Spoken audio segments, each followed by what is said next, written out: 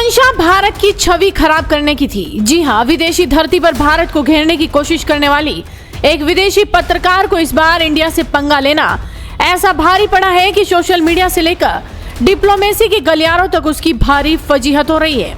मामला नॉर्वे का है, जहां पीएम नरेंद्र मोदी भारत नॉर्डिक शिखर सम्मेलन में हिस्सा लेने पहुंचे थे, लेकिन वहां एक स्थानीय अखबार की पत्रकार हेले लिंग ने कुछ ऐसा करने की कोशिश की जिससे लगा कि उनका मकसद सिर्फ और सिर्फ प्रोपेगेंडा फैलाना था। लेकिन फिर जो हुआ, उसने इस पत्रकार की सारी हेकड़ी निकाल दी और कहानी में ट्विस्ट तब आया जब भारत के ही विपक्ष के नेता राहुल गांधी इस विदेशी पत्रकार के समर्थन में उतर आए और पीएम मोदी पर निशाना साधने लगे।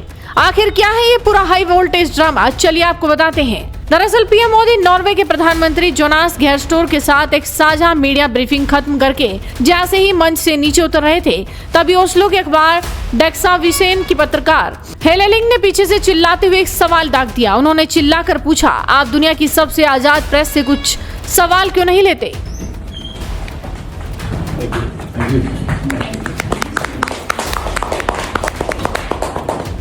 Prime Minister Modi, why don't you take some questions from the freest press in the world? चूंकि ये एक साझा बयान था और इसमें पहले से कोई सवाल जवाब तय नहीं थे, पीएम मोदी बिना रुके आगे बढ़ गए। लेकिन इस पत्रकार ने तुरंत इस वीडियो को सोशल मीडिया पर पोस्ट कर दिया और भारत की तुलना फिलिस्तीन और क्यूबा जैसे देशों से करते हुए प्रेस फ्रीडम इंडेक्स का रोना रोने लगी। पत्रकार को लगा कि उन्होंने कोई बहुत बड़ा तीर मार दिया है, लेकिन भारतीय दूतावास और विदेश मंत्रालय ने खेल को वहीं नहीं छोड़ा। भारतीय दूतावास ने तुरंत हेले लिंग को शाम की ऑफिशियल प्रेस ब्रीफिंग में आने का न्योता दे दिया, यानी आइए और खुलकर सवाल पूछिए। जब हेले लिंग वहां पहुंची तो उन्होंने फिर से वही एजेंडा चलाने की कोशिश की। उन्होंने भारत में मानवाधिकारों और क्रेडिबिलिटी को लेकर तीखे सवाल पूछे, लेकिन वहां मौजूद विदेश मंत्रालय के सचिव सीबी जॉर्ज ने ऐसा करारा जवाब दिया कि पत्रकार पानी पानी हो गई और वहां से भागती हुई नजर आई। जब पत्रकार ने बीच में टोकने की कोशिश की तो सीबी जॉर्ज ने सख्त लहजे में कह दिया, प्लीज डोंट इंटरप्ट मी, मुझे अपनी बात पूरी करने दीजिए। आपने जो सवाल पूछा है उसका जवाब तो देने दीजिए। Helle, I come from the Norwegian newspaper Dagsavisen. I am wondering, as we strengthen our partnership, why should we trust you? Can you promise that you will try to stop the human rights violations that goes on in your country? And also, will the Prime Minister start taking critical questions from the Indian press at some point in the future? And also, if possible, I would like you to answer straight away. Okay. Right now. Like now. Please, we have a question there. But I might also have follow-up questions, so it would be Please. better if you answer We right have away and then I question. can follow up.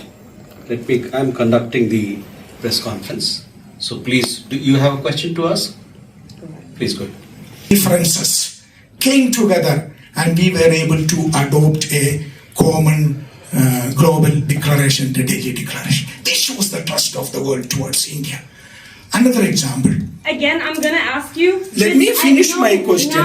Let me finish my answer to the question. You ask me a question. You ask me a question. You ask me a question. Let me answer. You ask me a question. Let me answer. He talks about yoga and COVID. I'm talking about human rights. I will come to that. I will come to it. Please have patience. Please now. Please have You're questions. wasting our No, time. when to answer, where to answer, how to answer. These are my prerogatives. Yes, but you ask the question. Don't ask answer. Don't ask You're me not to answering answer the in a question. particular way. Let me answer. Okay. I will answer. Go ahead. Your first question was on trust on India. You know what India did when we were doing the G20? We had a summit where large number of 20 world leaders came and participate in it. What did my Prime Minister said? उन्होंने दो टूक कहा कि भारत दुनिया की एक छठवां आबादी है, लेकिन हम दुनिया की समस्याओं का एक छठवां हिस्सा नहीं है। हमारा संविधान सबको बराबरी का हक देता है। भारत ने कोरोना काल में पूरी दुनिया की मदद की है। विदेश मंत्रालय के इस कड़े रुख के बाद पत्रकार की बोलती बंद हो गई और वो वहां से तुरंत भाग खड़ी हुई। इससे तो साफ यही लग रहा है कि इसका मकसद सिर्फ प्रोपेगेंडा चलाना था। इधर विदेशी धरती पर यह घमासान चल ही रहा था कि भारत में इस पर सियासत गर्मा गई। कांग्रेस नेता राहुल गांधी ने इस वीडियो को शेयर करते हुए पीएम मोदी पर तंज कसा। राहुल गांधी ने लिखा, जब कुछ छुपाने के लिए नहीं है तो डर किस बात का। जब दुनिया एक कंप्रोमाइज्ड पीएम को सवालों से भागते हुए देखती है तो भारत की छवि पर क्या असर पड़ता है। राहुल गांधी के इस ट्वीट के तुरंत बाद उस नॉर्वेजियन पत्रकार हेले लिंग ने एक्स पर राहुल गांधी को टैग करते हुए उनसे फोन पर इंटरव्यू का वक्त मांग लिया। लेकिन सोशल मीडिया पर जब भारतीय यूजर्स ने इस पत्रकार का पुराना इतिहास खंगाला तो कई चौंकाने वाली चीजें सामने आई।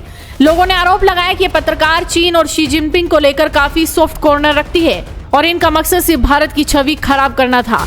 भारी ट्रोलिंग और रिपोर्टिंग के बाद पत्रकार के इंस्टाग्राम और फेसबुक अकाउंट्स तक सस्पेंड हो गए, जिसे उन्होंने प्रेस फ्रीडम की छोटी सी कीमत बताया।